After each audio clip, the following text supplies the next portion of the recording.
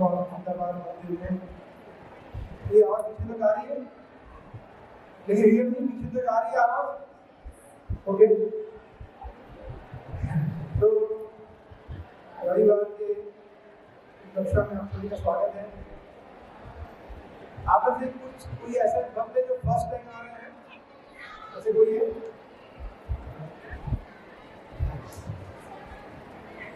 तो हम लोग रविवार को भगवद गीता से एक श्लोक पढ़ते हैं और फिर इसके ऊपर हम चर्चा करते हैं।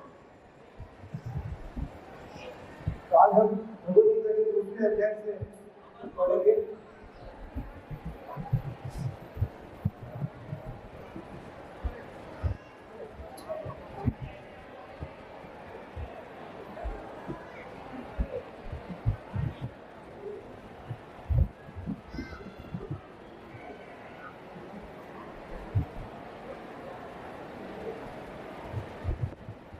हरे कृष्णा।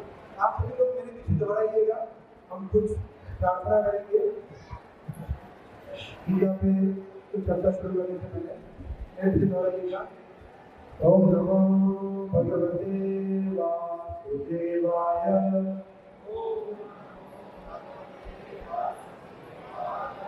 ओम नमो भगवते वासुदेवाय।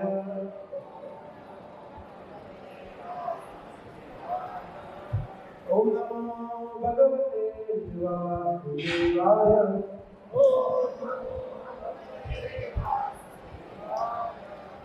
ओम ज्ञानतिमिरान्धस्य ज्ञानाञ्जनशलाकया चक्षुरुन्मिलितं येन तस्मै श्रीगुरुवे नमः।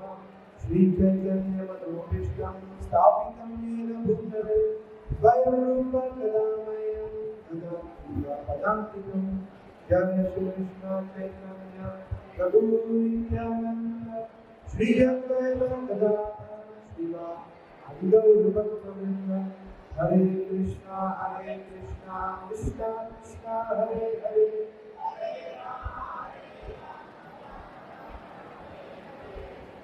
हरे कृष्णा। तो आप लोग को स्क्रीन पे श्लोक सब दिख रहा है। अध्याय 2 श्लोक संख्या 61। आप में कितने लोग ऐसे जिनको संस्कृत पढ़ना सुनना अच्छा लगता है या बोलना? Very good. हम लोग साथ में पढ़ेंगे, तो मैं थोड़ा बोलूँगा फिर आप उसको रिपीट करेंगे। करेंगे? सॉरी, इससे बड़ा नहीं हो सकता। आप सुनना, बहुत ही सरल श्लोक है, सुनने के बाद आपको रिपीट करना है। तानि सर्वाणि संयम्य तानि सर्वाणि संयम्य युक्त आसीत् मत्परः युक्त आसीत् मत्परः वशे हि यस्येन्द्रियाणि वशे हि यस्येन्द्रियाणि तस्य प्रज्ञा प्रतिष्ठिता तस्य प्रज्ञा प्रतिष्ठिता। और आप लोग सब चैंपियन हैं। Very nice. तो जैसे हम सब जानते हैं भगवद गीता में 15 अध्याय है। कितने अध्याय हैं? 20 18 अध्याय है भाई। इसमें से ये सेकंड चैप्टर है जिसका शीर्षक है भगवद गीता का सार। तो दूसरा अध्याय है जिसमें भगवान पूरे गीता में अलग अलग योग के बारे में बता रहे हैं। सांख्य योग, ज्ञान योग, ध्यान योग, अष्टांग योग, हठ योग, बुद्धि योग, भक्ति योग। तो ये जो अध्याय है सेकंड अध्याय, उसमें सभी योग के बारे में भगवान बता रहे हैं। तो इसे ट्रेलर या समरी बोल सकते हैं, सारा। तो गीता का सार है सेकंड चैप्टर। इसलिए सेकंड चैप्टर बहुत इंटरेस्टिंग भी है, महत्वपूर्ण है और बहुत ही कॉन्सोलिडेटेड फॉर्म में भगवान बता रहे हैं। इसमें से एक हम श्लोक लेते हैं। गीता में टोटल 700 श्लोक है। आप सोचिए, एक श्लोक पर अगर हम घंटों तक चर्चा कर सकते हैं। हालांकि हमारे पास 40-50 मिनट है, तो गीता का जो कंटेंट है कितना रिच है। तो यहाँ पे सेकंड अध्याय में देखिए, फर्स्ट अध्याय में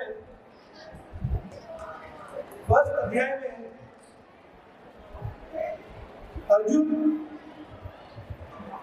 फर्स्ट अध्याय का शीर्षक है कुरुक्षेत्र की युद्ध भूमि में सैन्य निरीक्षण। तो उसमें अर्जुन ऑब्जर्व करते हैं आर्मीज को, यहाँ ये है दुर्योधन कुछ बोलता है, इस तरह से बुरा है, और अर्जुन बोलते हैं कि मैं युद्ध नहीं करूंगा, sorry I can not fight, ये कर लूंगा, सन्यासी बन जाऊंगा, भिक्षा मांगूंगा, युद्ध नहीं करूंगा। फर्स्ट चैप्टर में कृष्ण कुछ नहीं बोलते, कृष्ण बता रहे हैं इसलिए इस तरह से कि सुनना बहुत इंपॉर्टेंट है, listening skills very very important. First chapter में कृष्ण ये प्रूव करते हैं कि मैंने कुछ बोला नहीं, एक श्लोक भी नहीं बोला। सेकंड अध्याय में कृष्ण बोलना शुरू करते हैं, अर्जुन सुनते हैं। सेकंड अध्याय में मेजॉरिटी श्लोक कृष्ण के हैं। सेकंड अध्याय में इस तरह से है कि भगवान बताते हैं कि हम शरीर नहीं है, हम आत्मा है। हम उस पर ज्यादा डिटेल में चर्चा नहीं करेंगे, बट मैं मानता हूँ कि आप सभी लोग, आप लोगों ने सुना तो है कम से कम कि हम आत्मा है। हालांकि उसका कितना रियलाइज कर रहे हो पता नहीं है हम लोग, पर एटलीस्ट हमको पता है theoretically that we are not this body, we are soul, हम लोग आत्मा है। फिर आगे कृष्ण बता रहे हैं किस तरह से व्यक्ति को स्थिर प्रज्ञ होना चाहिए, सुख दुख में एक समान होना चाहिए, इस तरह से आगे बताते हैं फिर बुद्धि किस तरह से लगानी चाहिए। और फिर कृष्ण बताते हैं इंद्रियों को, हमारी इंद्रियों को किस तरह से हमें कंट्रोल करना चाहिए। उस पर ये श्लोक बहुत ही महत्वपूर्ण है, तो आज हम इसके ऊपर चर्चा करेंगे, ठीक है। तो इसका अनुवाद पढ़ते हैं, आप लोग सुनना, मैं पढ़ रहा हूँ अनुवाद। कृष्ण कहते हैं जो इंद्रियों को पूर्णतया वश में रखते हुए इंद्रिय संयमन करता है और अपनी चेतना को मुझ में स्थिर कर देता है, वह मनुष्य स्थिर बुद्धि कहलाता है। जो पर्पट है काफी लंबा है, अभी हम पर्पट नहीं पढ़ेंगे, अभी हम इसको समझेंगे किस तरह से भगवान क्या बता रहे हैं। तो संस्कृत के एक वर्ड को समझेंगे, ठीक है। पहले कृष्ण बदल करे तानी, तानी का मतलब है कि वो, मतलब इसके पहले वाले श्लोकों में जो रिफर किया हुआ है मतलब इंद्रिया, वो इंद्रिया। सर्वाणी मतलब सर्व, गुजराती में बोलते हैं सर्व, हिंदी में बोलते हैं सर्व, मतलब all the senses। सर्वाणी तानी सर्वाणी संयम, मतलब इंद्रियों को, सभी इंद्रियों को संयम का मतलब क्या होता है हिंदी में गुजराती में भी, कंट्रोल करना। जो व्यक्ति इंद्रियों को कंट्रोल करता है, फर्स्ट चीज कृष्ण बता रहे हैं कि हमारी इंद्रियों को कंट्रोल करना है। इसके लिए डिटेल में चर्चा करेंगे, पहले हम वर्ड टू वर्ड समझते हैं। फिर कृष्ण कहते हैं युक्त का मतलब होता है युक्त आसित मत्पर। युक्त का मतलब होता है इंद्रियों को लगाना है कहीं ना कहीं, किसमें लगाना है, मत पर, मेरे अंदर लगाना। फॉर एग्जाम्पल आप लोग किसी न किसी को तो देखते हैं ना, आप लोग चाहे आईपीएल का मैच देखे, चाहे बाहुबली 3 देखे, बाहुबली 3 पता नहीं, या कुछ भी देखे, मूवीज देखे, या फिर भगवान के दर्शन करें, सबसे बेस्ट क्या है, दर्शन करना। तो कृष्ण कहते हैं मत पर, ऐसी हर एक चीजों में बात है, किसी ने आंखों की बात है। कृष्ण कहते हैं मत पर, मुझ में लगाओ। आसित का मतलब होता है लगाओ, युक्त आसित मत पर। फिर वापस कहते हैं सेकंड टाइम, वशे ही ऐसे इंद्रियाणि, जो इस तरह से सभी इंद्रियों को वश में कर सकता है, तस्य प्रज्ञा, उसकी बुद्धि स्टेडी है, स्थिर है, ऐसा, ठीक है। तो जो कृष्ण यहाँ पे क्या बता रहे हैं, कृष्ण बता रहे हैं दो चीज। सबसे पहले बोल रहे हैं तानि सर्वाणि संयम में, पहले बोल रहे हैं कि इंद्रियों को संयम में रखना है, वश में करना है, और दूसरा बोल रहे हैं मेरे अंदर लगाना है। दो चीज है। So, इंद्रियों को वश में करना मतलब क्या, अभी हमारी इंद्रिय जो है वो वाइल्ड लग जाती है, वाइल्ड पागलों की तरह। हमारी इंद्रिय कोई हमारे काबू में है, विशेष करके तो ये कहाँ गए वो असुर कहाँ गए। इनके आने के बाद इट इज इम्पॉसिबल। ऐसा बताया गया है कि इसके आने के बाद व्यक्ति का अटेंशन स्पैन हो गया है 9 सेकंड, 9 सेकंड। यानी इमेजिन 9 सेकंड में व्यक्ति डिस्ट्रैक्ट हो जाता है। Very dangerous. तो आप लोग अभी मुझे देख रहे हो, आई होप कि आप 40-50 सेकंड तक देख पाओ। 40-50 मिनट में, सॉरी ना, मैं तो 9 सेकंड की बात कर रहा हूँ, तो सुनना और देखना है। सो एनीवे, सेंसेस की बात कर रहे हैं, इंद्रियों की। तो इंद्रियां अलग अलग प्रकार की होती है हमारे शास्त्र के अनुसार। टोटल 10 प्रकार की इंद्रियां होती है। 5 कर्मेंद्रिय और 5 ज्ञानेंद्रिय। ज्ञान इंद्रिय मतलब नॉलेज एक्वायरिंग सेंसेस, जिससे हमें ज्ञान मिलता है। तो ऐसी कौन कौन सी चीजें जिससे हमें ज्ञान मिलता है? हम देखते हैं ना कि फॉर एग्जांपल अगर मुझे आप ऐसे पकड़ा तो मुझे पता नहीं चलेगा शायद, अच्छा ये फोन है, तो क्या है ये कैसे पता चलेगा? देख के। तो सबसे पहले है आँख, हमारी आंखें हमें ज्ञान प्रदान करती है, तो वो ज्ञानेंद्रिय। ऐसे ही सिमिलरली ईयर्स, कान, नाक, 3 हो गए। फिर मुंह, जिससे हम टेस्ट करते हैं, रस, और स्किन, टच। 5 इंद्रियां जो है वो ज्ञान प्रदान करती है। These are called as knowledge acquiring senses, ज्ञानेंद्रिय। ऐसी 5 कर्मेंद्रिय भी है जिससे हम कर्म करते हैं। उसमें आता है हाथ, पैर, फिर बोलना, स्पीच, फिर मल द्वार, गुदा बोल रहे हैं, और जननेंद्रिय, जिससे प्रजनन करते हैं। ये 5 इंद्रियां जो है उससे कर्म होता है। ये 5 कर्मेंद्रिय है, 5 ज्ञानेंद्रिय है, ठीक है। और उसके ऊपर एक इंद्रियों में राजा मन, वो इंद्रियों का राजा है। कृष्ण कहते हैं भगवद गीता के 15वें श्लोक में 15वें अध्याय के 7वें श्लोक में कृष्ण कहते हैं, ममे वांच जीव लोके जीव भूत सनातन मन षष्ठानि इंद्रियाणि प्रकृति स्थानि कर्षति। ये जीव मतलब हम लोग भगवान का अंश है, भगवान के पुत्र है, संतान है, परंतु अभी हम कृष्ण से अलग हो गए हैं, इसलिए हम 6 इंद्रियों से, षष्ठानि, षष्ठ मतलब 6, तो 5 कर्मेंद्रिय, 5 ज्ञानेंद्रिय, वो भी ले लीजिए, और छठा उसके ऊपर मन। तो ये 6 इंद्रियों से, हालांकि टोटल 11 होती है, मैं कंप्लीट करेंगे। व्यक्ति प्रकृति स्थानी कर्षति, मतलब कर्षति का मतलब स्ट्रगल कर रहा है। हम में से कौन है जो हमारी रोज-बरोज की जिंदगी में स्ट्रगल कर रहे हैं? ऐसा कोई है यहाँ पर? एक ये और मैं, एक दो ही है। अच्छा आप भी है, आप लोग भी है, बाकी सब लोग कितने मजे में कुछ स्ट्रगल कभी है ही नहीं लाइफ। हम लोग सब स्ट्रगल करते हैं। किसी का स्ट्रगल है पत्नी के साथ,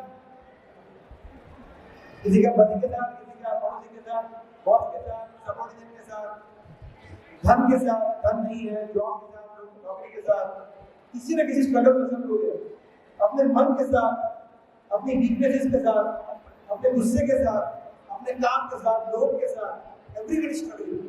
एक व्यक्ति भी ऐसा नहीं है स्ट्रगल नहीं कर रहा है, नॉट एक्सेप्टेड। तो वो स्ट्रगल को बंद करना है, ये श्लोक है। कृष्ण कहते हैं कंट्रोल, कंट्रोल, ठीक है। तो अगर ये श्लोक देखें अगर हम, तो इसमें है तानि सर्वाणि संयम्य और वशे ही असेंद्रियाः। तो कृष्ण बोल रहे हैं इंद्रियों को कंट्रोल करो, मतलब इंद्रियों को पागल न होने दो।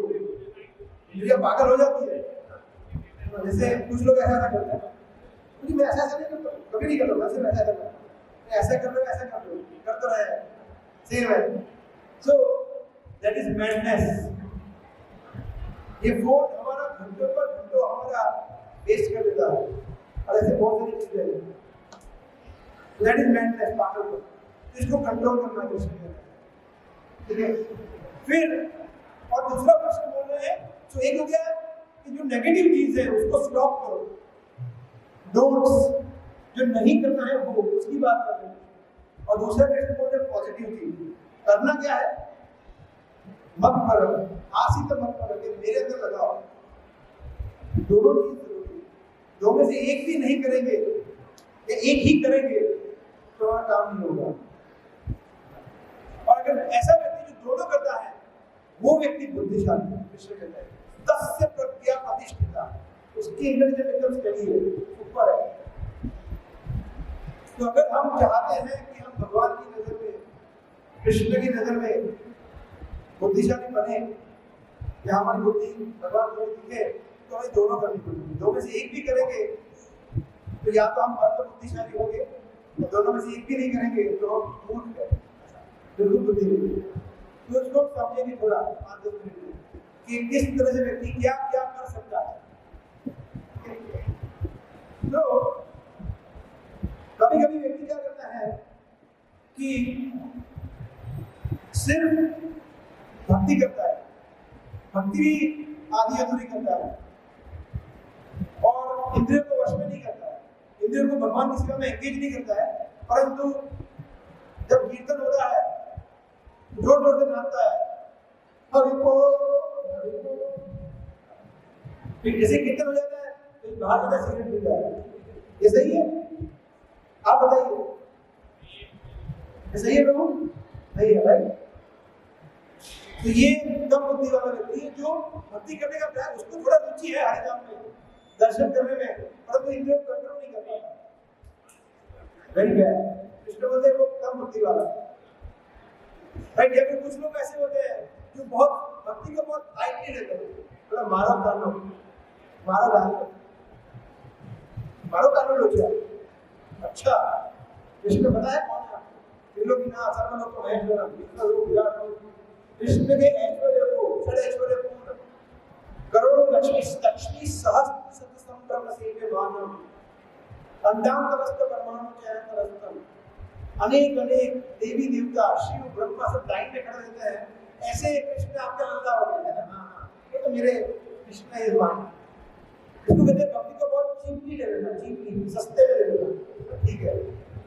ऐसा भगवान को हमें एक आदर भाव से, ठीक है, प्रेम करो आप भगवान से, पर चीपली नहीं लेना। समझना है भगवान कौन है, भगवान को तत्वतः समझना है। कृष्ण के तत्वतः अनेक जगह पे गीता में भगवान शब्द यूज किया है, एज इट इज समझो भगवान कि भगवान ऐसे भी हैं कि जब भगवान 12 देव का रूप लेते हैं पृथ्वी की रक्षा करने के लिए, हिरण्याक्ष का वध करने के लिए, तो उनका शरीर इतना बड़ा होता है कि वो पाताल लोक से लेके ब्रह्मलोक तक भगवान ने सुअर का रूप लिया। सोचिए, ये कृष्ण है। ऐसे कृष्ण हैं जिनके एक अंश है नारायण, जो जब श्वास बाहर छोड़ते हैं तो अनेक अनेक ब्रह्मांड जन्म लेते हैं, ब्रह्मांड जिसमें अनेक ब्रह्मा भी होते हैं, और जब भगवान श्वास बाहर लेते हैं तब ब्रह्मा जी का मृत्यु हो जाता है। ऐसे नारायण कृष्ण के अंश हैं, ऐसे कृष्ण है। आप बोले मेरे नाम मेरे कृष्ण तो हमारे यादव जी है, हमारा बिहार है। कृष्ण क्या है हम कल्पना भी नहीं कर सकते, भगवान वालों की शक्ति क्या है। तो भगवान को चीपली ले लेना और इस सहज ले लेना या बाहर में आके नृत्य करना, ये सब चीजें दिखावा करना लोगों के सामने कि मैं कितना अलग डांस करता हूँ, लोग देखेंगे, सेल्फी करना, ये करना, इस मेरी बहुत ही ज्यादा शर्मजनक बात है। यहाँ पे आके हम लोग देखते हैं, लोग सेल्फी लेते हैं, रील बनाते हैं, लोगों को दिखाने के लिए नृत्य करते हैं। ये सब चीजें जरूरी है क्या? ये भक्ति आप कर रहे हैं मगर इंद्रियों को कंट्रोल नहीं किया। अभी तक आपने सेल्फी लेते मतलब अभी आपको ईगो है, लोगों को दिखाना है, मान की फेम की इच्छा है, मैं कैसा दिखता हूँ, हेयर स्टाइल कैसी है, मैंने कैसी साड़ी पहनी, कैसे कपड़े पहने, इधर और हम इंद्रियों को कंट्रोल नहीं कर पा रहे। कृष्ण वही बोल रहे हैं, वशी ही ऐसे नहीं है। भक्ति करो परंतु फुल नॉलेज में, लाइटली नहीं लेना कृष्ण को, उनकी भक्ति को, हरिनाम को। तो ये एक पार्ट है। दूसरा पार्ट है कि लोग भक्ति नहीं करते हैं, कंट्रोल करते हैं इंद्रियों को। उल्टा उल्टा बड़े बड़े ज्ञानी तपस्वी जो मतलब हिमालय में जाते हैं, बड़ी तपस्या करते हैं, या कहीं भी इंद्रियों को वश में करते हैं, या भक्ति लगाते हैं, वhatever कुछ भी तपस्या करते हैं, भगवान के भक्त नहीं है, वो भी काम करते हैं, वो भी जीरो है। तो समझिए, मैंने आपको एक चेक दिया, उसमें बड़े एकदम सुंदर हैंडराइटिंग से आपका फेवरेट लिखा, उसमें बहुत सारे जीरो बनाए, जीरो जीरो जीरो, अगर आगे एक ही नहीं लिखा तो चेक का वैल्यू है क्या? तो ये बड़ी तपस्या करना 0, कर्मयोगी होना 0, ज्ञान योगी 0, सहज या भक्त बनना 0। जब कृष्ण नहीं है तो सब कुछ 0 है। कृष्ण वो एक नंबर है जो हमें पूर्ण बनाता है। तो हमें दोनों चाहिए, ज्ञान भी चाहिए, भक्ति भी चाहिए। ज्ञान के बगैर अगर भक्ति करते रहेंगे तो हम सहजिया हो जाएंगे, सेंटिमेंटल हो जाएंगे, है ना। जैसे कुछ लोग होते हैं ना, रोज अगरबत्ती खाते हैं, जय जगदीश हरे जय, हो गया 2 मिनट अगरबत्ती, सुबह 2 मिनट शाम, हो गया मैं धार्मिक हूँ। हर शनिवार को हनुमान जी के आता हूँ, मैं धार्मिक हूँ। हर रविवार को माता रानी के यहाँ आता हूँ, मैं धार्मिक हूँ। ये दिखाने के लिए, अपने आप को दिखाने के लिए, फैमिली को दिखाने के लिए, पड़ोसी को दिखाने के लिए। यहाँ से कितने आपका हृदय परिवर्तन हुआ है, शुद्ध कितने हुए हैं, इंद्रियों को कंट्रोल कर पा रहे हैं, ये इम्पोर्टेंट है। आप थोड़ा ये सीरियस लग रहा होगा, मगर ये जरूरी है। कृष्ण ये कह रहा है, मैं नहीं कह रहा हूँ भाई, मुझे आप कृष्ण कह रहे हैं इंद्रियों को कंट्रोल करना टॉप मोस्ट इम्पोर्टेंट है। वरना हमारे अंदर जैसे अहमदाबाद का पॉपुलेशन कितना है, 80 लाख के आसपास होगा, 85 लाख है ना। उसमें से यहाँ पे कितने बैठे हैं, बहुत कम, कितने परसेंटेज है, बहुत कम। तो ऑलरेडी हम बहुत रेयर है। कृष्ण कहते हैं सा महात्मा सुदुर्लभ, ये ऑलरेडी बहुत दुर्लभ भक्ति मिली है। अब अगर हम छोड़ देंगे, अब अगर हम गीता की शिक्षा को समझेंगे नहीं, तो हमारे से ज्यादा दुर्भाग्यशाली कौन हो सकता है। We have to become very serious। और तीसरी कैटेगरी भी होती है जो कंप्लीटली मूर्ख है, जो ना भक्त है ना इंद्रियों को कंट्रोल करता है, जिसमें आता है नास्तिक, असुर, मायावादी, शून्यवादी। जिसको बोले देखो भगवान का कोई रूप नहीं होता है, भगवान तो एक ज्योति है, ज्योति पे कंट्रोल, ज्योति पे फोकस करो। भगवान एक शून्य है, शून्य पे फोकस करो, मेडिटेशन करो शून्य पे, और करते करते सो जाओ। तो लॉजिक ही नहीं है। भगवान अगर जैसे भगवान हमारे परम पिता है तो क्या हमारे पिता का आकार है, हमारे पिता का माय फादर, यस वो 6 फीट की हाइट है, ऐसे दिखते हैं, उनका आकार है, तो उनके पिता का भी है, उनका पिता का है, सबके पिता का है। परम पिता कृष्ण का आकार नहीं है, भगवान का आकार नहीं है। क्या मूर्खतापूर्ण बात है, कंप्लीटली फूलिश, भगवान का आकार ही नहीं है। ये तो सबसे बड़े मूर्ख है। कम से कम आप सभी लोग वो कैटेगरी में तो नहीं, आप लोग मंदिर में बैठे भगवान के दर्शन कर रहे हैं, सुन रहे हैं, तो आप सभी लोग वो कैटेगरी में नहीं है कि भगवान को निराकार नहीं मानते। ये सबसे बड़ा अपराध है। इसके बारे में कृष्ण के साथ में कृष्ण कहते हैं जो व्यक्ति अव्यक्तम व्यक्तिमान मन्यन्ते मां अबुद्धयः, अबुद्धयः मतलब अबुद्धयः, बुद्धि नहीं हुई, मूर्ख है, क्योंकि वो मुझे अव्यक्तम, अव्यक्त निराकार मानता है। परम भाव बनाकर तो और भूत महेश्वर। सो अभी कोई व्यक्ति प्रश्न पूछ सकता है कि इंद्रियों को कंट्रोल में क्यों करें, आंख को, मेरी कान को, दर्द को, जीवा को मैं कंट्रोल क्यों करूँ? जो मन में आए खाऊंगा, जो मन में आए मैं देखूंगा, जरूरत क्या है? तो लॉजिकली उसको समझेंगे। सबसे पहले तो अगर व्यक्ति, हम जैसे हमने अभी उदाहरण दिया कि कोई व्यक्ति आता है, कीर्तन करता है, भक्ति करता है, दर्शन करता है, घर में पूजा करता है, घर में ठाकुर जी है, और फिर बाहर भी उलट सुलट करता है, ऑफिस में, घर पे अफेयर रखता है, अपने काम को वश में नहीं कर पाता, या मदिरा पान करता है, या फिर धूम्रपान करता है, या फिर मांसाहार करता है, कुछ भी पापमय कार्य करता है, तो इसको कहते हैं दोगलापन, दोगलापन। तो जैसे समझ, और इसको कहते हैं अशुद्ध। जैसे आप समझिए, आपको किसी व्यक्ति के साथ कोई व्यवहार करता हूँ, पैसों का आपने करता हूँ या कुछ भी, तो एक व्यक्ति है जो एकदम शुद्ध है, ट्रस्टवर्दी है, ईमानदार है, और व्यक्ति जिससे तो दोगला है, जो कभी भी क्लीन हो सकता है। आप किस पे भरोसा करें बताइए? जो व्यक्ति शुद्ध है, ईमानदार है, भरोसा करेंगे ना? तो भगवान भी कैसे भक्त पे भरोसा करेंगे? जो एकदम शुद्ध है, इसकी इंद्रिया कंट्रोल में है, उस पे करेंगे, या जो अंदर कुछ बाहर, उस पे भरोसा करेंगे? ये फर्स्ट पॉइंट। दूसरा, समझिए कि हमें किसी के घर पे भोजन के लिए जाना है, लंच पे या डिनर, ठीक है, तो वो जा रहा है आइए, और उनके घर पे हॉल है, वहां बिठा रहे आपको, और वहां पूरा कचरा पड़ा है, सब कचरा पड़ा है, तो आप वहां पे बैठ के भोजन लेंगे, कचरा पड़ा है, पूरा एकदम गंदा है, पूरा गंदा है, हम वहां पर नहीं मैं खा के आया हूं सॉरी, ऐसे कुछ बोलेंगे, हम वहां बैठेंगे नहीं। सिमिलरली जिस व्यक्ति का हृदय इतना काला है, शुद्ध है, क्या लगता है कि जिस भगवान की परम पवित्र है वो हमारे हृदय में आके बसेंगे? ऐसा लगता है? सोच भी सकते हैं? आप में से कितने लोगों को लगता है कि हमारा हृदय काला है? 4-5 लोगों को लगता है, बाकी का हृदय, बाकी लोग सब टाइम से धुला के आए हैं, सब फिर से धुला के आए हैं। हमारा हृदय कितना काला है पता है? माताओं को पता होगा। आप में से कितने लोगों ने, थोड़ा क्वेश्चन है, आप में से कितने लोगों ने कभी कुछ खाने का चीज जला दिए? सही सही बता रहा, ठीक से आप बता करो, तो शर्म की बात नहीं, प्रभु जीवन में मिले, हमने बहुत डर लग ना, जब जला दे बहुत बुरी तरह जल जाता है, तो क्या वो एक बार में धुल जाता है? नहीं, जिसे साफ किया उसको पता होगा, एक बार उसको धोते हैं, खींचते हैं, फिर रख देते हैं, फिर उसमें वापस गर्म पानी डालते हैं, वापस देते हैं, उस सोप में डाल के वापस रखते हैं, 4-5 बार धोते हैं, तब जाके वो शायद थोड़ा बहुत साफ होता है ना? कभी देखने के कभी नहीं होगा, अगर पूरी तरह जल गया होगा। हमारा हृदय वो जले हुए बर्तन से भी ज्यादा काला है।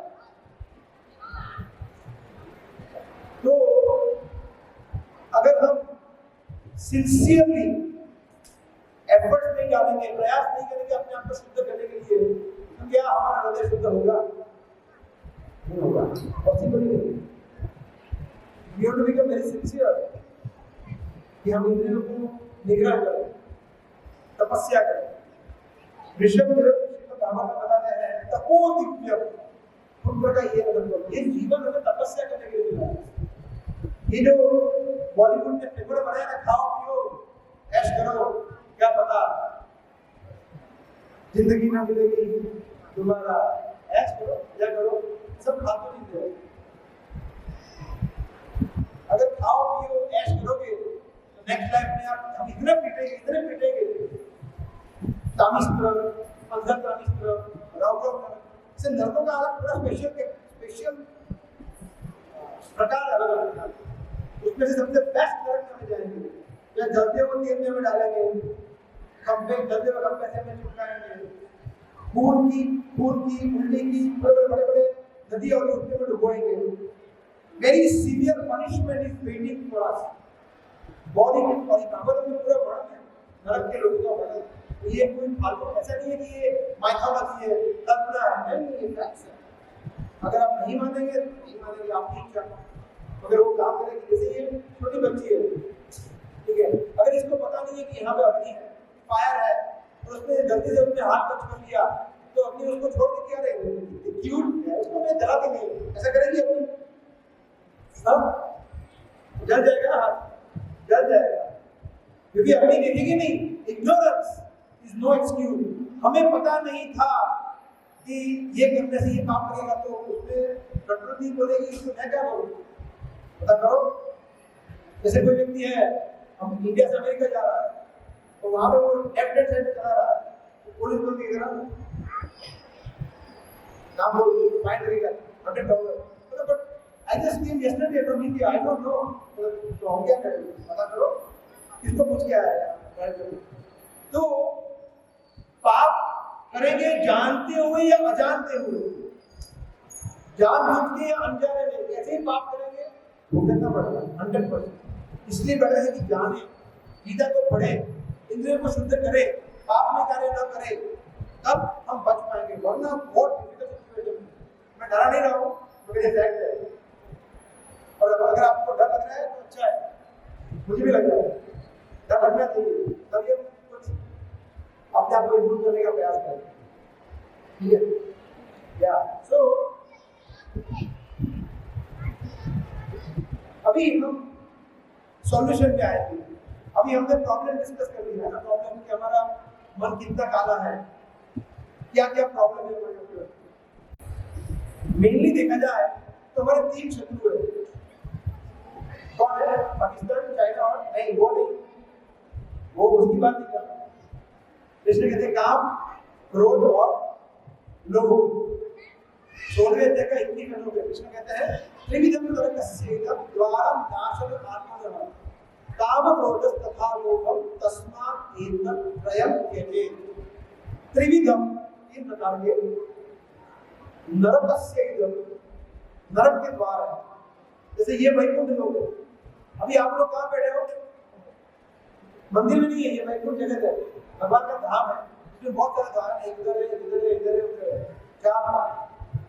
नरक में 3 द्वार, 3 द्वार। काम, क्रोध तथा लोभ। एक काम, लस्ट, काम वासना। स्त्री का पुरुष के प्रति आकर्षण, पुरुष का स्त्री के प्रति आकर्षण, पर स्त्री इन सेंस। मतलब देखिए, विवाह के पहले किसी स्त्री से संबंध रखना या स्त्री का पुरुष से संबंध रखना, ये भी पाप है।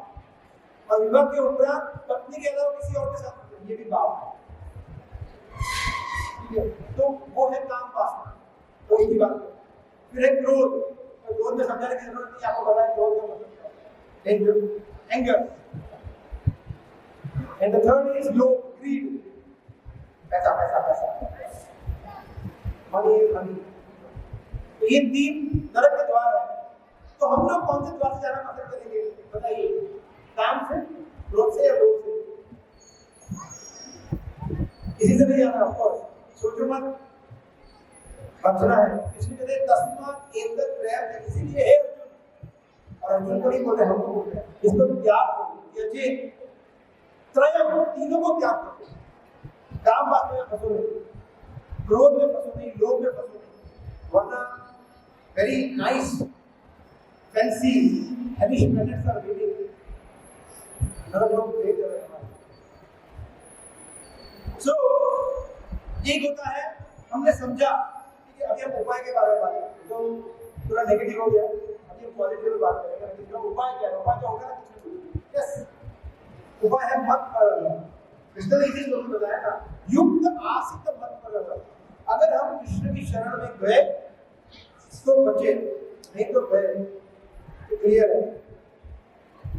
जैसे फॉर एग्जाम्पल, कोई व्यक्ति कुएं में फंसा, आपने देखो एक कुएं में फंसा है, किसी ने फंसा हुआ देखा है? कुएं में गिर गया हुआ है कोई नहीं है?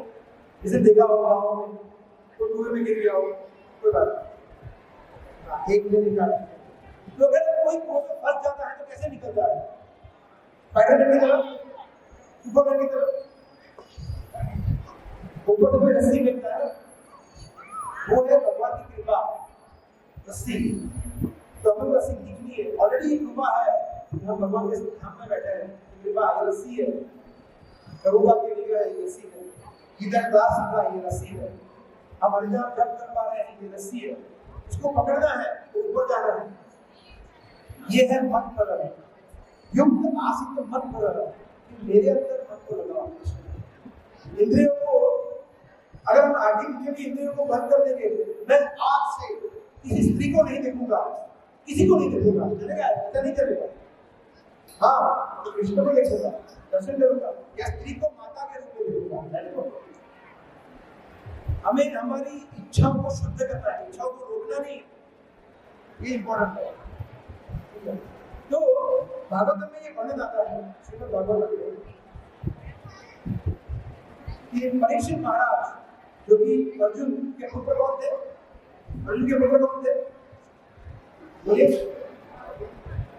अभिमन्यु। और अभिमन्यु के पुत्र कौन थे? परीक्षित महाराज।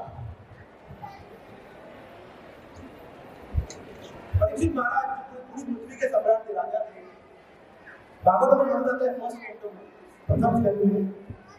ये द्वापर युग, टोटल 4 युग होते हैं ना, ये 5 होते हैं, 4 होते हैं। अच्छा, पहला कौन सा होता है? सतयुग, फिर कलयुग, त्रेता, द्वापर और कलयुग। तो भगवान कृष्ण कौन से युग में आए थे?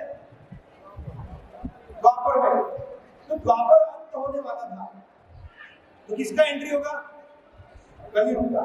तो कली एक पर्सन के रूप में, एक व्यक्ति के रूप में आया और एक गाय को मार रहा। परीक्षित महाराज ने उसको देखा, तुरंत तलवार निकाली और कलयुग को मारने के लिए रेडी हो गए। तो फिर कलयुग का पूरा चर्चा है, कॉन्वर्सेशन है। तो कलयुग बोलते कि देखो मगर मुझे आना तो है ना, कि मेरा समय आ रहा है। द्वापर है, त्रेता है, हो गया सब। लेकिन कलयुग का टाइम है तो मैं तो आऊंगा, मुझे कहीं तो आने दो, मैं भी आपकी प्रजा हूँ, मुझे आप शरण दो, शेल्टर दो। तो परीक्षित महाराज ने ठीक डिस्कशन हम लास्ट में बोल रहे हैं, बोले अव्यक्तिस्त तदा तस्मै स्थानानि तले ददो। स्थानानि मतलब स्थान दिया, तले कलयुग को ददो दिया। कौन सा दिया?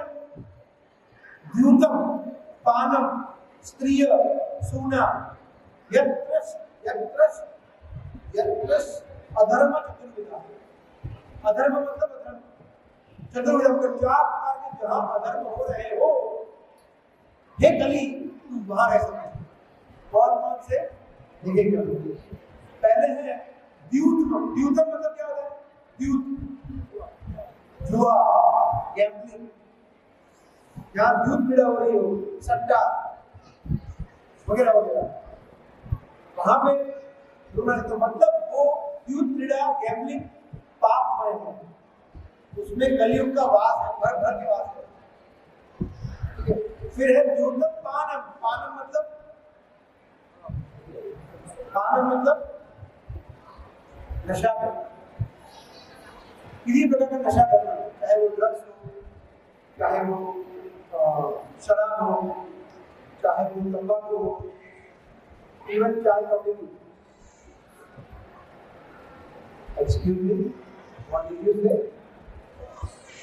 यस, आप अपने सही बोल, चाय कॉफी भी नशा ही है।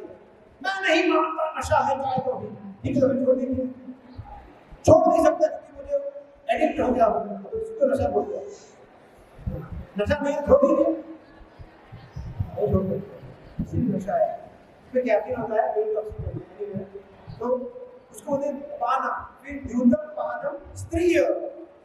स्त्रीय मतलब व्यभिचार, जहाँ पे पर पुरुष या पर स्त्री के साथ संबंध हो रहा हो, वेश्यावृत्ति हो या फिर इलिसिट सेक्सुअल एक्टिविटी हो रही हो, तो सब पोर्नोग्राफी, ये सब पाप में एक्टिविटी है। इसको बोलते हैं ये थर्ड फेस, जहाँ पे कभी रह सकता है, कभी रह रहा है, पर रह सकता है। एंड चौथा ये सूना। सूना मतलब पशु हत्या, मांसाहार। मांसाहार कौन सा मतलब गुजरात में जनरली देखते हैं सब मोटी शाकाहारी होते हैं, मोस्टली तुम सब समझ सकते हैं। यस, मांसाहार बहुत बड़ा पाप है। तो मांसाहार, व्यभिचार, नशा और जुआ, चार हमारे इस्कॉन के कितने को पता है? ये चार नियम है इस्कॉन के, तो जो को बताया ना। तो ये किसने बनाया है? यहाँ से भागवतम में लिखा है, ऐसे ही नहीं बन गया है। चार पाप में कार्य है, बिकॉज जब हम नशा करते हैं तो हम तपस्या का जीवन नहीं जी पाते, इसलिए तपस्या जो कि एक धर्म का सिद्धांत है वो नाश हो जाता है। जब हम किसी की हिंसा करते हैं, किसी को मार के खा जाता है, चाहे वो चिकन हो, चाहे वो गाय हो, चाहे वो शिप, टर्की, हॉर्स, डक्स, कुछ भी हो, लोग क्या क्या नहीं खाते हैं, कछुआ खाते हैं, मेढक, सब कुछ खाते हैं। तो दया करिए, दया करिए, तो दया का नाश होता है, इसलिए वो अधर्म है, पाप है, आसान नहीं करना चाहिए। देखो क्या नशा, तो क्या पासा। तीसरा व्यभिचार, जब हम व्यभिचार करते हैं पत्नी के साथ, पुरुष के साथ, अवीर्य का स्खलन करते हैं, तो पवित्रता का नाश होता है। पवित्रता, स्वच्छता, पवित्रता, शौचम, वो भी पाप। और तथा मतलब बचा गैम्बलिंग, जुआ, मुझे तो कहते हैं हारी जुगारी, पोर्नोग्राफी। जब जुआ खेलते हैं तो सत्य का नाश होता है, व्यक्ति भी सच नहीं बोल पाता और उसके अंदर सत्य नहीं रहता है, फिर वो मैनिपुलेटिव हो जाता है, डुप्लीसिट हो जाता है, फिर वो कुछ भी कर सकता है पैसे के लिए, जुए के लिए। लोभ इतना बढ़ जाता है, इसलिए जुआ भी पाप में जाता है। तो ये चार नियम इस्कॉन की जो है, जो इंद्रियों को वश में करने के लिए बनाया है, यहाँ से आ रहा है। कृष्ण भी गीता में कहते हैं 16वें अध्याय के 7 श्लोक में कृष्ण कहते हैं प्रकृतिम च प्रवृत्तिम च निवृत्तिम च जनान विदुरासुरा न शौचम न विचाचारो न सत्यम तेषु विद्यते। कृष्ण कहते हैं प्रवृत्ति और निवृत्ति, प्रवृत्ति का मतलब है डूज, करना है वो, निवृत्ति का मतलब नहीं करना है वो, डोंट्स। फॉर एग्जांपल अभी आप मुझे बताइए, मैं जो बोल रहा हूँ जब एक्टिविटी करते हैं ना एक मिनट कि ये चीज करनी चाहिए या नहीं करनी चाहिए, सुबह जल्दी उठना करना चाहिए नहीं करना चाहिए, कितने लोग करना चाहिए, वेरी गुड। रात को 12 बजे 2 बजे नेटफ्लिक्स पे मूवी देखना कितने लोग क्या करना चाहिए, मुझे भी लगता है। फिर ऑफिस में किसी के साथ अफेयर करना ये नहीं करना चाहिए, करना चाहिए, कितने लोग कहते नहीं करना चाहिए, नहीं करना चाहिए। तो इसको बोलते हैं निवृत्ति, नहीं करना और करना, समझिए उन्हें क्या करना है क्या नहीं करना है। इसको बोलते हैं परंतु जो असुर होते हैं, असुर मतलब कौन, असुर मतलब जिनके बड़े बड़े सीट होते हैं ऐसा करते हैं वो असुर नहीं। असुर मतलब हम लोग कौन है, असुर। हम लोग कौन है, असुर। अब मेरे साथ बोलिए हम लोग कौन है, असुर। अगर आपको लगता है कि नहीं मैं असुर नहीं हूँ, वेरी गुड। क्या आप 24 घंटा कृष्ण के विचारों में लीन रहते हैं? क्या आपने पूरा जीवन कृष्ण को समर्पित कर दिया है? क्या कृष्ण के अलावा आपके जीवन में कोई प्रायोरिटी नहीं है, पूर्ण शरणागति है? अगर नहीं तो आप असुर हैं। बस ये बड़ी बात है, असुर और असुर। कृष्ण भक्त स्मृति दैव आसुरित विपर्य, जो कृष्ण के पूर्ण शुद्ध भक्त है वो सुर है, और उत्तम विपर्य जो नहीं है वो असुर है। हालांकि हम कंप्लीटली असुर नहीं है, परंतु हमारे अंदर आसुरी स्वभाव आ जाते हैं। कभी कभी हम राक्षस बन जाते हैं, कभी कभी हम ठीक ठाक बनते हैं मनुष्य, कभी हम अच्छे भी बनते हैं। हमारे अंदर भी प्रकृति के तीनों गुण, तमोगुण रजोगुण सत्वगुण, उसके अनुसार हम असुर भी बनते हैं। तो कृष्ण कहते हैं जो असुर होते हैं उसको क्या करना है क्या नहीं करना है पता नहीं है, प्रवृत्ति निवृत्ति नहीं पता है, और क्या नहीं पता है, न शौचम, इसलिए उनके अंदर स्वच्छता पवित्रता क्लीननेस नहीं रहती। पवित्रता नहीं रहती मतलब वो लोग क्या करते हैं, इलिसिट सेक्स, व्यभिचार, फर्स्ट पॉइंट। फिर आप न आचार हो, आचरण मतलब तपस्या नहीं करते, दया नहीं रहती, जो आचरण में आता है मतलब वो लोग नशा करते हैं, मांसाहार करते हैं। और सत्य, सत्य में नहीं बोलते मतलब जो भागवत में बताया है सेम चीज कृष्ण गीता में बता रहा है। तो हमारे 4 नियम है इसको के, नो मीट ईटिंग मांसाहार नहीं, नो गैम्बलिंग जुआ नहीं, नो इलिसिट सेक्स व्यभिचार नहीं, और नो क्या बचा नशा इंटॉक्सिकेशन। चारों नियम आ रहे हैं भागवत से भी गीता में भी, दोनों में आता है, ठीक है। तो ये है इससे बचना चाहिए।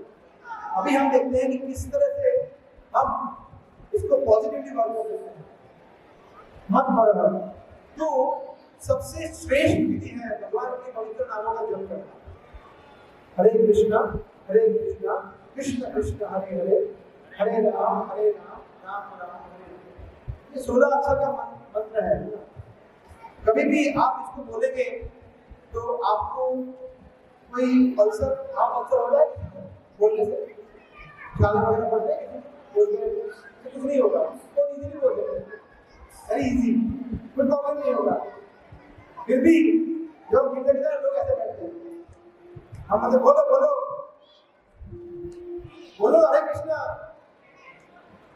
बोल नहीं पाते, इतना दुर्दशा है। लोग भगवान के नाम बोल नहीं पाते। अगर उनको बोलोगे आई थिंक 10 मिनट बैठा मैं समझता हूँ विराट कोहली ने ये किया मगर हरे कृष्णा बोलेंगे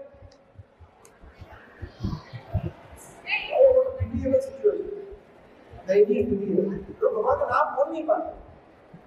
तो जो लोग बोल पाते हैं, भागवत में श्लोक आता है, वो लोग माता देवहूति को बता रहे हैं कपिल मुनि, दे आर सो फॉर्चुनेट, उन्होंने सभी यज्ञ दान तपस्या सब कुछ कर लिया, सो फॉर्चुनेट जिनके यज्ञ जीवा गए वर्तते नाम तुल्य। एक्चुअली माता देवहूति बता रही है भगवान को, जिनकी जीवा पे नाम तुल्य, आपका नाम है प्रभु, उनके भाग्य की कल्पना क्या करें।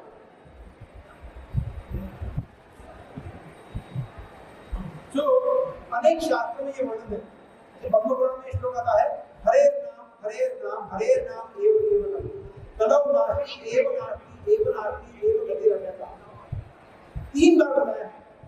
कलो मतलब कलयुग, अगर आपको अच्छी गति चाहिए, अगर आपको अच्छा, आप में से कोई ऐसा व्यक्ति है जो चाहते हैं कि मैं जीवन में सुखी हो? कोई ऐसा है? 15-20 लोग हैं, बाकी सब लोग दुखी होना चाहते हैं। सब लोग सुखी होना चाहते हैं। आप में से कोई ऐसा है जो इस जीवन के बाद भी मैं सुखी होना चाहता है? ये बुद्धिमत्ता है। तो नहीं प्रभु जी, 50 साल में मजे करूं, पैसा हो, बंगला हो, गाड़ी हो, अच्छी बीवी हो, बच्चे कहाँ माने, प्रसिद्ध चाहिए, बड़े नेट लगे में चूहा बन जाऊंगा, चलेगा? मूर्खता है। लोग इतना नहीं सोच पाते। लोग ये भी नहीं सोचते, इसने देखा है कल हम जिएंगे मरेंगे, मजे करो। लोग ये बोलते हैं, ठीक है जैसे अपनी जो लोग वास्तव में चाहते हैं कि जीवन की बात भी वो सुखी हो, अच्छी गति हो, उसको कहते हैं मानव विभूति। कि जिन्होंने आपका नाम लिया हे कृष्ण हे प्रभु, उनके आगे कोई कल्पना नहीं करता। तो ये हम लोगों ने बताया है, कलो नाम एवं गति, जिसको कलयुग में अच्छी गति चाहिए, अच्छा जीवन में इसके उपरांत भी उनको क्या करना चाहिए? हरे नाम, हरि का नाम, हरे नाम, हरि का नाम, हरे हरि का नाम। 3 बार भी बताया। एडिंग मिस्टेक, कॉपी पेस्ट, ऐसा हो गया। हम किसी व्यक्ति को एक से ज्यादा बार क्यों बताते हैं? जब उसमें हम एम्फसाइज करते हैं, भाग ये करो, क्या कर रहे हो, ये करो, अरे क्या कर रहे हो, करो, मतलब कितना इंपॉर्टेंट है, कितना महत्वपूर्ण है ये करने के लिए। कभी तो हम बोलेंगे ना 3 बार 4 बार, 3 बार बोला हरे नाम हरे नाम हरे नाम, एक केवल और कोई नहीं। दुर्गा कीर्तन, शिवा कीर्तन, काली कीर्तन, ये कुछ नहीं बोला है, हरि कीर्तन क्लियर नहीं बोला है। और सिर्फ एक जगह नहीं, आधी जगह बोला है। जैसे श्रीमद् भागवतम में पूरा भागवतम कंप्लीट होने के बाद मैसेज देते हैं। जैसे आप देखते हैं ना कि जब भी कोई भी आप लेक्चर सुनते हैं कॉलेज में, स्कूल में या कहीं पे भी, तो जब पूरा लेक्चर खत्म होता है तब लास्ट में समरी होता है, समरी सारा मेन पॉइंट, हाईलाइट, सिनॉप्सिस जो भी बोला गीता में बताया। पूरा गीता बताने के बाद 18 अध्याय के बाद कृष्ण कहते हैं 18 लास्ट में सर्वधर्मान, बहुत फेमस लोग हैं, परित्यज्य माम एकम शरणम व्रज। तो ये भगवान बोल रहे हैं कि सब कुछ छोड़ो, मेरी शरण में आ जाओ, मैं तुम्हें सब करने के बाद में कोई मुक्ति दूंगा, डरो नहीं। तो ये गीता का सार है। गीता पढ़ने के बाद अगर हम ये श्लोक में भगवान ने बताया वहां तक नहीं पहुंचते हैं, उसका मतलब हमने गीता इससे पढ़ी नहीं। तो जी गीता पढ़ी, क्या बात कर रहे हैं? मगर भगवान का श्रद्धा का नहीं हुए तो क्या गीता पढ़ी? सिमिलरली भागवतम 18,000 श्लोक है। भागवतम श्रीमद् भागवतम 12 स्कंद है, 18,000 श्लोक है। गीता में 700 श्लोक है, मतलब पूरा बॉक्स आता है। उसमें 12वें स्कंद में लास्ट चैप्टर में जब भागवतम खत्म होने वाला है तब उसका सार बता रहे हैं। जो भागवतम बता रहे हैं उनके कथा ही था सुखदेव गोस्वामी, वो बता रहे हैं कले दोष निधे राजन अस्ति ही एको महान गुण। हे राजन, मतलब परीक्षित महाराज जो बता रहे हैं वो, हे राजा कले दोष निधि राजन। निधि का मतलब किसी को पता है क्या है? निधि, कोई निधि मतलब क्या है? निधि का मतलब क्या होता है? समुद्र, समुद्र, सागर। दोष मतलब, और कले मतलब कलयुग है वो दोषों का सागर है, उसमें बहुत सारे फॉल्ट्स है। जैसे एक फॉल्ट है कि गर्मी बढ़ती जाती कभी नहीं होती, ग्लोबल वार्मिंग। एक गलती है कि टेररिज्म कभी खत्म ही नहीं होता है, वॉर खत्म ही नहीं होते, फिर लोगों के अंदर गुस्सा खत्म नहीं होता है। यानी सो मेनी फॉल्ट्स। सही बात है, बहुत सारे फॉल्ट्स हैं। आप सोचिए 100 साल पहले हमारे दादा, अच्छा आपने प्रश्न पूछता हूँ, सच बताना, आप में से कितने लोगों को लगता है कि 100 साल पहले हमारे दादा परदादा ज्यादा पूछते हमसे? कितने लोगों को लगता है? मेजॉरिटी लोग। मतलब उनके पास तो ट्विटर नहीं था, इंस्टाग्राम नहीं था, फोन भी नहीं था, कुछ नहीं था, फिर भी कुछ नहीं। तो कलयुग में दोष बढ़ते जा रहा है, प्रॉब्लम बढ़ते जा रहा है, मगर फिर बोल रहे अस्थि ही एक महान गुण, परंतु एक महान गुण है। हालांकि उसमें बहुत सारे दोष हैं, एक जबरदस्त जो किसी भी युग में है, ये स्पेशल है जो कलयुग में हो गया है। कीर्तना देव कृष्ण से मुक्त संगम परम, कृष्ण का कीर्तन, सिर्फ कृष्ण का कीर्तन करने से आप संसार से मुक्ति पा सकते हो, परम अधिकार कर सकते हो, भगवान के ध्यान करते हो, वैद्य को करते हो, गुरु के ध्यान करते हो, पूर्ण आनंदमय जीवन, पूर्ण ज्ञानमय जीवन, पूर्ण शाश्वत जीवन प्राप्त कर सकते हो सिर्फ हरे कृष्ण महामंत्र कीर्तन करके। वाह, दिस इज अमेजिंग। ये कुछ होता है हटके है, मतलब सोचिए इतने सारे दोष है, फिर भी एकमात्र इस तुलसी महारानी के माला का जप करने से सब हो जाएगा, ये तो मैजिकल है। फॉर एग्जाम्पल किसी को कैंसर बीमारी हुई, cancer last terminal stage cancer, उसको बोलो ये रसगुल्ला खाओ ठीक हो जाओ, तो क्या मजाक कर रहे हैं, ये ऐसा है। हमें कैंसर हो गया टर्मिनल स्टेज और मिल रहा है रसगुल्ला, तो रसगुल्ला खाओ ठीक हो जाओ, हमें नहीं कड़वा है रसगुल्ला है, नहीं हम लोग फिर भी नहीं कर पा रहे, इतने दुर्भाग्यशाली लोग। भगवान का नाम इतना मधुर है, हरे कृष्णा इतना मधुर है, फिर भी हम इतना और मुख कड़वा हो गया कि हमें मीठी चीज करनी लगती है। टर्मिनल स्टेज कैसे पहुंच गए, मतलब अभी कोई होप ही नहीं है, ठीक है मर जाएंगे, मर जाएंगे, वो है ना एक सर कटा सकते हैं लेकिन सर झुका सकते हैं नहीं, एकदम बकवास है। झुकाना पड़ेगा सर, विनम्र करना है, हटाना नहीं है सर, विनम्र करना है, झुकना है भगवान के सामने। फिर उसी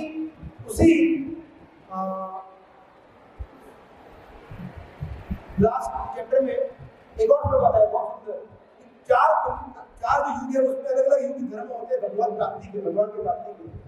त्रेता युग में सॉरी सतयुग में बता रहे हैं त्रेता ही है ध्याया तो विष्णु, जैसे बता रहे हैं कि सतयुग में भगवान को प्राप्त करने की विधि क्या थी, ध्याया तो विष्णु, भगवान विष्णु पे मेडिटेशन करना, ध्यान करना। तो आप में से कोई ऐसा है जिन्होंने कभी भी लाइफ में ध्यान किया है, मेडिटेशन किया है? हाँ, तो आप लोग सतयुग का युग धर्म कर रहे हो, कलयुग का नहीं है, सॉरी थोड़ा सतयुग में पहुंच गया।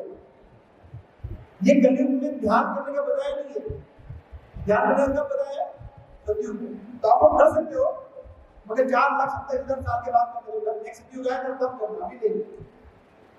फिर त्रेतायाम यज्ञों के बड़े बड़े यज्ञ करना, ये त्रेता युग का विधान था।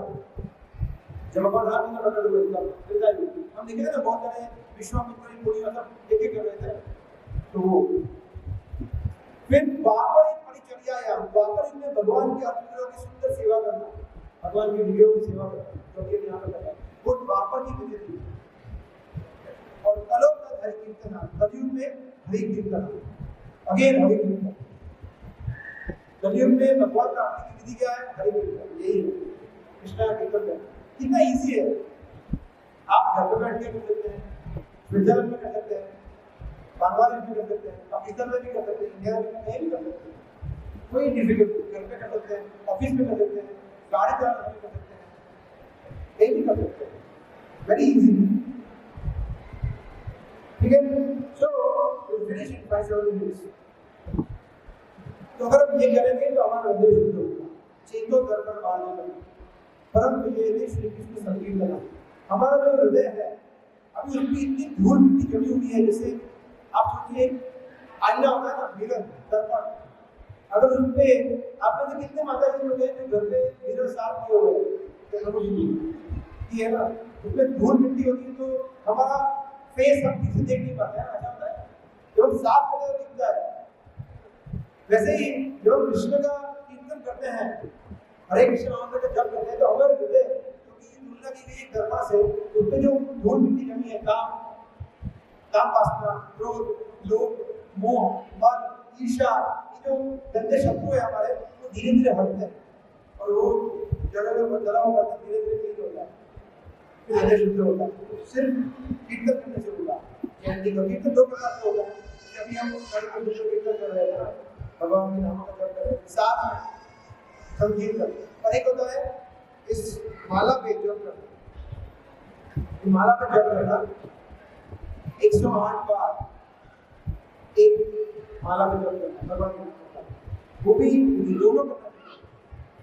कुछ लोग कहते हैं प्रभु जी क्या बात कर रहे हैं, 24 घंटा चालू है मन के अंदर, चालू रहता है, मेरा बंद नहीं होता, बोलो जोरदार जबरदस्त। अच्छा ठीक है, फिर आप खाना भी मन के अंदर ही खाओ, रसगुल्ला आ रहा है, बड़ा पाव आ रहा है, पिज्जा आ रहा है, चलेगा, मन से खा लो और मन से चलेगा।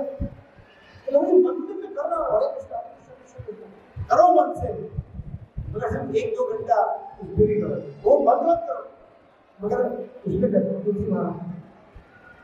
तुलसी माला में जब करते हैं, भगवान तुलसी माला अत्यंत प्रिय होती है। तो भगवान के साक्षात कृष्ण के चरण कमलों को स्पर्श कर रहे हैं जब तुलसी बीच पे जो माला का जप करते हैं। सोचिए, अगर भगवान आप में कोई है जो भगवान के चरण कमलों का स्पर्श करना चाहते हैं रियल में, तो ये है विधि। तुलसी महारानी पे भगवान के नामों का जप करना, ये साक्षात कृष्ण के चरण कमलों को स्पर्श करने के बराबर है। वाह, सो पावरफुल।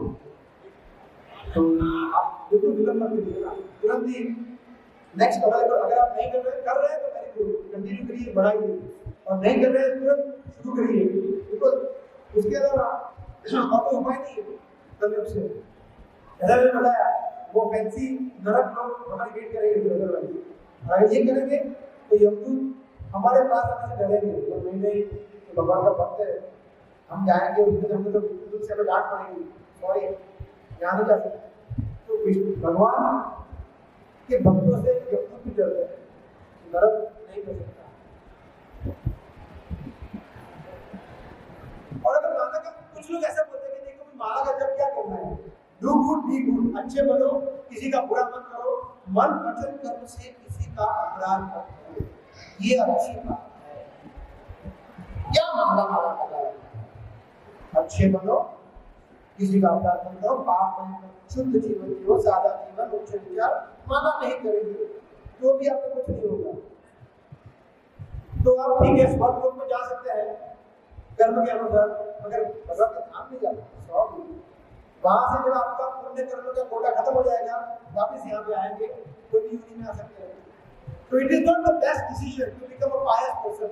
एक पुण्यशाली व्यक्ति बनने में कोई अच्छा डिसीजन नहीं है, निर्णय नहीं है। भगवान का भक्त बनना ये अच्छा निर्णय है, ये कृष्ण तस्य प्रत्या प्रतिष्ठिता, वो बुद्धिशाली व्यक्ति है। इसलिए युक्त आस्था भक्त जो मेरे पर श्रद्धा करते वो है बुद्धिशाली, बाकी सब ठीक है। ठीक है, तो दोनों करना पड़ेगा हमको, ये 4 नियमों का पालन करना पड़ेगा, जुआ नहीं, व्यभिचार नहीं, मांसाहार नहीं, नशा नहीं, ये भी करना है, और हरिनाम का जप भी करना है, दोनों करना पड़ेगा। आप में कोई डॉक्टर है? एनीवन डॉक्टर है? कोई डॉक्टर नहीं? आप में कोई है जो डॉक्टर के पास गए अपने लिए इलाज कर सकते हैं? ठीक है, जब डॉक्टर के पास जाते हैं जनरली डॉक्टर आपको 2 चीज बोलते हैं ना, कि दवाई लो और खाने में ये ध्यान रखना, लाइफस्टाइल में ये ध्यान रखना, ज्यादा रेस्ट करना, ज्यादा वाटर पीना नहीं, या तली हुई चीजें मत खाना, डाइट में शुगर ज्यादा लेना, या सॉल्ट इंटेक कम कर दो, हाइपरटेंशन या ब्लड प्रेशर है, ऐसा बोलते हैं डॉक्टर। दवाई लो, जो खाना खाओ बिंदास, ऐसा बोलते हैं डॉक्टर। डॉक्टर ऐसा भी बोलते हैं दवाई की कोई जरूरत नहीं, सिर्फ अच्छा खाना खाओ ठीक हो जाओगे, ऐसा बोलते हैं। दोनों नहीं करेगा, दोनों दवाई भी लेनी पड़ेगी और अपना डाइट वो भी ध्यान रखना पड़ेगा। सिमिलरली हरे कृष्ण का हम लोग अभी रोगी है, आपको पता है? अभी हम लोग आप में से कितने लोग हैं अभी जो स्वस्थ अपने आप को स्वस्थ मान रहे हैं? कोई है? कोई नहीं है। हम लोग सब रोगी है। कौन सा रोग है? भव रोग। Very good. भव रोग का मतलब होता है, भव मतलब पुनर्जन्म, फिर से जन्म लेना, फिर से मृत्यु, बर्थ अगेन डेथ अगेन, पुनरपि जननम पुनरपि मरणम। आप में से कोई ऐसा व्यक्ति है जो उसकी मृत्यु नहीं होगी, तो उनको हम एक अवार्ड देना चाहेंगे, Guinness book of world record. या ऐसा कोई व्यक्ति है हाँ दूसरा जिसका लाइट स्विच ऑफ करना, पावर बटन स्विच ऑफ करना भूल गई अपराध, जो 2-3 लाख सालों जी रहा है, तो बात मैं 700 सालों जी रहा हूँ, भूल गई अपराध, सबकी मृत्यु होगी। तो एक भाव रोग से बचने का विधि क्या है? दोनों। दवाई क्या है? हरे कृष्ण मंत्र का जप करना, और डाइट रिस्ट्रिक्शन क्या है? 4 पाप कर्म न करना, ये है। तो दोनों करेंगे ना तब रोग से हमारी मुक्ति होगी, ऐसा ठीक है। तो देखिए भगवान के भक्त बहुत दयालु होते हैं। तो फिनिश है 1 2 मिनट्स, और फिर उसके बाद किसी कोई प्रश्न है तो ले सकते हैं 1 2 मिनट, जब तक मैं इधर ही हूँ आप अगर प्रश्न है पूछने जाते हैं तो पूछ सकते हैं। भगवान के भक्त बहुत दयालु होते हैं, भगवान से भी ज्यादा दयालु होते हैं। भगवान को बोलते हैं भक्त वत्सल, भक्त वत्सल में भक्त के प्रति अनेक अपार दया भगवान करते हैं। मगर भगवान के जो भक्त है ना वो भगवान से भी ज्यादा दयालु प्रभु बात, वो इतनी कृपा करते हैं ना कि लोगों को पकड़ पकड़ के लोगों को भक्त बनाते हैं। तो नहीं लोग गीता लो, ये माला का जप करो, हमारे मंदिर आओ, वो अटेंड करो। आपने सुना कितने लोगों ऐसे खुशी जो बहुत जोर जोर ऐसे भक्तों से आपका भेंट हुआ है, कितने लोगों को कुछ लोगों को ऐसा होता है ना बहुत खुश करते, क्यों? उनको क्या सैलरी मिल रहा है यार, एक बार बनाओ 1 लाख रुपया तो मिलता है किसी को सैलरी? उनका वो लोग कहते हैं दान देते हैं भगवान की, मगर भगवान के भक्त बहुत दयालु होते हैं। इसलिए यहाँ पे अनेक लोग आपको मिलेंगे, तो आपसे रिक्वेस्ट है कि आप मंदिर आओ तो उनसे बातें करो, प्रश्न पूछो, चर्चा करो, संग करो, अपने जीवन को सफल बनाओ। मनुष्य जीवन में बार-बार नहीं मिलेगा। 84 लाख होने के बाद दुर्लभ मानुषम जन्म, तभी अधूरो प्रहलाद बता रहे हैं कि मनुष्य जीवन वेरी वेरी वेरी रेयर है। इसके बाद नेक्स्ट पता नहीं हम कहाँ जाएंगे। इसलिए हमारे जीवन सफल बनाने का ये श्लोक में हमने सीखा। कृष्ण कह रहे हैं कि हमें 4 नियमों का पालन करना चाहिए, पाप नहीं करना चाहिए, करना चाहिए और कीर्तन करना चाहिए, भगवान के नामों का जप करना है ना। लाइफ में सक्सेस इस जीवन के बाद अभी आप भगवान का दर्शन विग्रह के रूप में कर रहे हैं, माँ साक्षात भगवान को खिलाएंगे वैकुंठ में, और आप करेंगे आप मेरे कितने लोग कृष्ण के साथ रिलेट करना चाहते हैं, माता जी भी जब हमें भी, तो इस जीवन में भक्ति करनी पड़ेगी। फिर भगवान को आप खिला पाएंगे अपने हाथों से, भगवान के मुखारविंद में आप भगवान को निभाना दे पाएंगे, उनके साथ खेल पाएंगे, नृत्य कर पाएंगे। ये फेरी टेल में ये कि अच्छा लगता है सुनने में, मजा आया, अच्छा लगता है, ये फैक्ट है। ये वास्तव में हम कर पाएंगे अगर हम गंभीरता से भक्ति करेंगे इस जीवन में। Thank you very much. भगवान की सेवा भगवान की जाती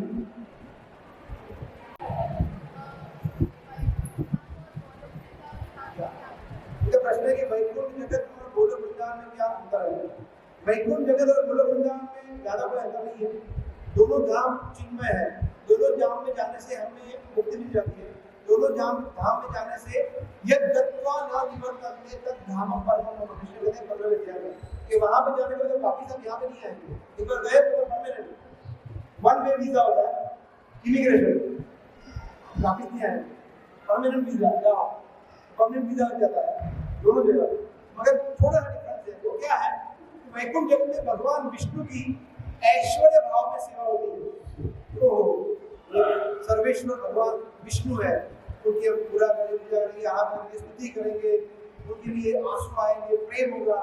मगर ऐश्वर्य वो हमारे स्वामी है, परमेश्वर है, त्रिलोकीनाथ है, विष्णु है, नारायण, इस भाव से होता है ऐश्वर्य भाव, और भगवान को ऑपुलेंटली उनकी सेवा होती है। गोलोक वृंदावन में बड़ा है कृष्ण, राजा कृष्ण कहते कहते हैं भगवान प्रति प्रेम है, प्रेम इतना है कि भगवान को कोई भगवान मानता ही नहीं। कृष्ण बोलते मुझे कोई भगवान नहीं मानता है, तो भगवान को बहुत अच्छा लगता है कि मुझे अपनापन लगता है ना, तो कृष्ण को बहुत ज्यादा पसंद है। तो आप भगवान को कोई सेवा करते हैं हनुमान जी की तरह स्वामी के रूप में, कोई भगवान को सखा के रूप में सेवा करता है, मधुर मंगल है, श्रीदाम है, फिर अर्जुन है उसकी तरफ फ्रेंडशिप में, साख्य भाव में। तो बोला ये भगवान को अपने बेटे की तरह सेवा करते हैं। देवकी है, वसुदेव है, कृष्ण है, कौशल्य माता, यशोदा माता, नंदमाला, उस तरह से भगवान को अपने पुत्र के यानी वात्सल्य भाव, और तो इधर भगवान को माधुर्य भाव में सेवा करते हैं, गोपियों की तरह, राधा की तरह, महाप्रभु की तरह। तो भगवान को अपने प्रियतम प्रेमी के रूप में सेवा करते हैं। सब लोग सेवा करते हैं, मगर भगवान को भगवान को नहीं मानते। और ये तो कृष्ण मगर अलग अलग तरीके से कोई रिलेशनशिप बनाते हैं, मगर वो एक पर्सनल रिलेशनशिप है, और वहाँ पर भी पर्सनल रिलेशनशिप है, मगर एक अलग भाव है, ऐश्वर्य भाव में है।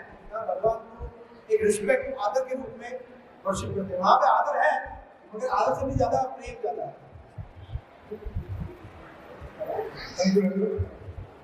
तो अभी हम ठीक है, लास्ट क्वेश्चन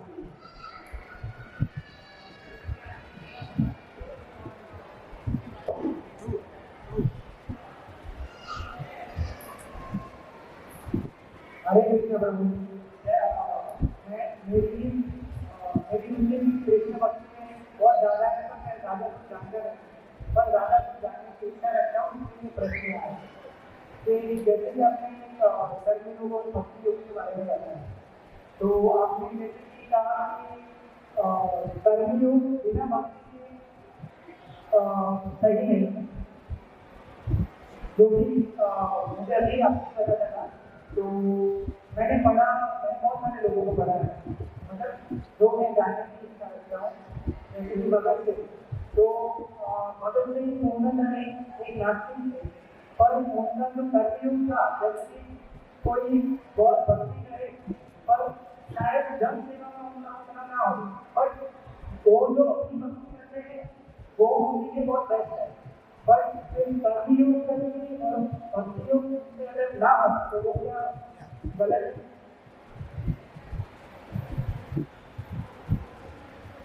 भगत सिंह बोला, भगत सिंह यदि कर्मयोग भक्ति योग जो है ना, वो 500 रुपए का नोट है, और कर्मयोग वो 50 रुपए का नोट या 20 रुपए का नोट।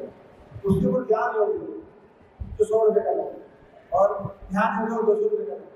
तो अगर मेरे पास 500 रुपए का नोट है, क्या मेरे पास 50 रुपए है या नहीं है? मगर 50 रुपए के पास 500 रुपए नहीं है। इसलिए भक्ति योगी जो है वो ऑलरेडी कर्म योगी है, ऑलरेडी ज्ञान योगी है, ऑलरेडी ध्यान योगी, सब कुछ है उसमें, उसके पास सब कुछ है, मगर कर्म योगी है वो सिर्फ कर्म योगी, उसके पास भक्ति नहीं है। ऐसा। दूसरा, जो कर्म कृष्ण के लिए ना हो वो कर्म योग भी नहीं। तो भगत सिंह का योग कर्म योग नहीं है, सिर्फ कर्म है, अच्छा कर्म है, देश के लिए केवल वो योग नहीं है। योग मतलब जुड़ना, कृष्ण से जुड़ना। अगर आप जो ऐसा कर्म करो जो आपको कृष्ण के लिए कार्य करेगा, तो वो कर्म योग, वरना वो कर्म योग नहीं, सिर्फ कर्म है ना, साधारण पुण्य कर्म है। इसके उनको अच्छा मतलब कर्म योग, अगर आप कृष्ण भावना भावित होकर करो तो आपको भगवान का नाम मिल सकता है। ऐसी को नहीं मिल सकता, जो भगत सिंह भगवान की भक्ति नहीं की, उनको स्वर्गलोक मिल सकता है, ब्रह्म लोक तक पहुंच सकते हैं, तो भगवान के नाम नहीं जानते, जो लोग भक्त नहीं। हालांकि उन्होंने अच्छा किया, उनको रिस्पेक्ट करते हैं, मगर सिद्धांत ये कहता है कि योग शब्द कृष्ण या भगवान के लिए ही प्रयुक्त होता है। योग मतलब जुड़ना, आत्मा का परमात्मा से जुड़ना, भगवान एक जीव का भगवान जुड़ना, उसको योग है। ठीक है, ओके, तो स्टॉप हियर। किसी और को प्रश्न है तो यहाँ पे इसको कर सकते हैं, वरना आप